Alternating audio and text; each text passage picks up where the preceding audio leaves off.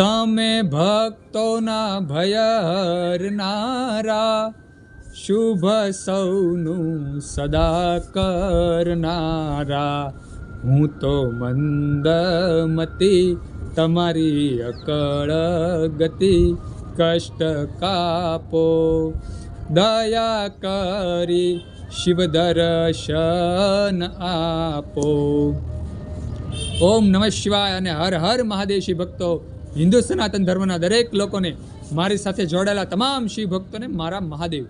શિવ ભક્તો, શિવ મહાપુરાણમાં સુંદર એક કડી લખેલી છે કે મહાદેવજી કહે છે કે જે કોઈ માનવ મારી ઉપર પૂર્ણ શ્રદ્ધા રાખે અને જે કોઈ માનવ મારા શિવલિંગના અથવા મારી મૂર્તિના પૂજન અર્ચન દર્શન કરે, તેની ઉપર હું સંપૂર્ણપણે સંતુષ્ટ થાઉં છું અને તેના દરેક કાર્ય હું સિદ્ધ કરું છું. શિવભક્તો, આ શબ્દો સમજવા જેવા છે કે જે કોઈ માનવ પોતાના હૃદયમાં ભગવાન શિવજીને રાખે અને સંપૂર્ણપણે શ્રદ્ધા રાખે. શ્રદ્ધા એવી હોવી જોઈએ કે સંકટ આપણી ઉપર હોય અને ચિંતા ભોળાનાથને થાય. શિવભક્તો, આવી જ્યારે આપણી પર શ્રદ્ધા હોય, આપણા હૃદયમાં ભગવાન શિવજીની આસ્થા હોય અને આપણને પૂર્ણ વિશ્વાસ હોય કે ભગવાન આપણા દરેક કાર્ય સિદ્ધ કરશે, આપણું દરેક સંકટ હરશે, આવી પૂર્ણ શ્રદ્ધા હોય ત્યારે ભગવાન શિવજી આ શ્રદ્ધા સાચી કરી નાખે છે. શિવભક્તો, આપણે નિત્ય પ્રભાતે અને સંધ્યા સમયે શિવનામ જપીએ, પ્રભાતે શિવલિંગની પૂજા કરીએ તો ભગવાન શિવજી સંપૂર્ણપણે આપણી પર સંતુષ્ટ થાય છે. નિત્ય નિયમથી અને શાસ્ત્રોક રીતે આપણે શિવલિંગની પૂજા કરીએ તો ભગવાન શિવજી, ભગવાન ભોળાનાથ આપણી પર સંતુષ્ટ થાય છે. અને આપણા હૃદયમાં કહેવાય ને કે પૂર્ણ શ્રદ્ધા હોય તો ભગવાન શિવજી આપણી હારે હાજરા હાજર રહે છે અને આપણા દરેક કાર્ય ભગવાન શિવજી પૂર્ણ કરે છે. શિવભક્તો, આવું સુંદર કડી મેં વાંચેલી છે, મારી હાથે વાંચેલી છે. ભગવાન ભોળાનાથ સંતુષ્ટ થાય છે, ભક્તો પર સંતુષ્ટ થાય છે. પૂર્ણ શ્રદ્ધા હોય તો, પૂર્ણ આત્મવિશ્વાસ હોય તો કે ભગવાન ભોળાનાથ મારી હારે હાજરા હાજર છે, તેવી અતૂટ શ્રદ્ધા આપણા હૃદયમાં હોવી જોઈએ. શિવભક્તો, આ કાંઈ ખોટું નથી, શાસ્ત્રમાં લખેલું છે તે ખોટું નથી.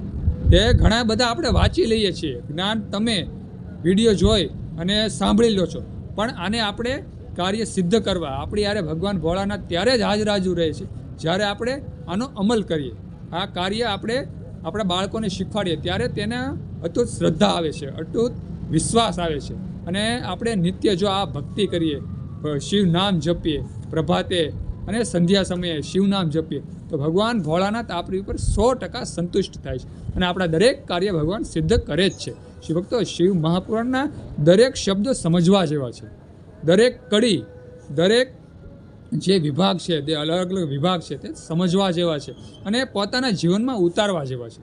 તો હું તો કહું, તમારે ખાસ કરી અને આખો દિવસમાં 10થી 15 મિનિટ શિવ મહાપુરાણનું પઠન કરવું જોઈએ, પાઠ કરવો જોઈએ અને તે જે શબ્દો છે તે જીવનમાં ઉતારવા જોઈએ.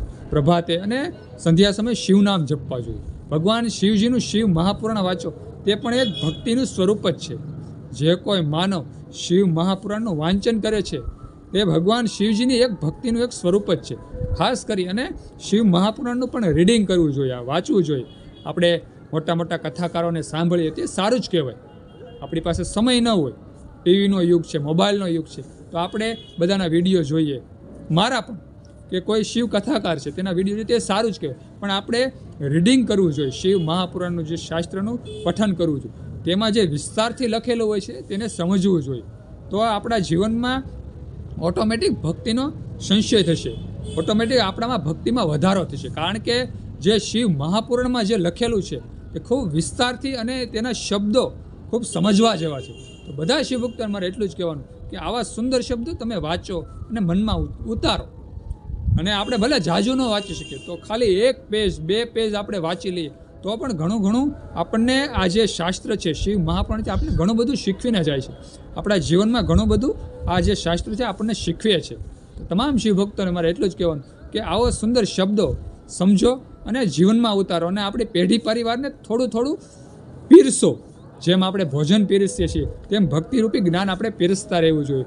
ભક્તિરૂપી જ્ઞાન જો આપણા શરીરમાં જાય તો એ જ્ઞાનની પૂંજી વધે છે અને જેનાથી આપણા સુખમાં વધારો થાય છે. તો શિવભક્તો, સુંદર આવો જો વિડીયો તમને ગમ્યો હોય તો વિડીયોની નીચે લાઇક હોય તે લાઇક ઉપર ક્લિક કરી દેજો. કોમેન્ટમાં હર હર મહાદેવ હર લખજો અને વિડીયો બીજા શિવભક્તોને શેર કરી દેજો. આજે બસ આટલું જ. ભગવાન શિવજીની વાત કરવા બેસીએ તો ભાવ ટૂંકો પડે, કારણ કે ભગવાન શિવજીનો મહિમા અપરંપાર છે. બધા શિવભક્તોને હર હર મહાદેવ અને ઓમ નમઃ શિવાય.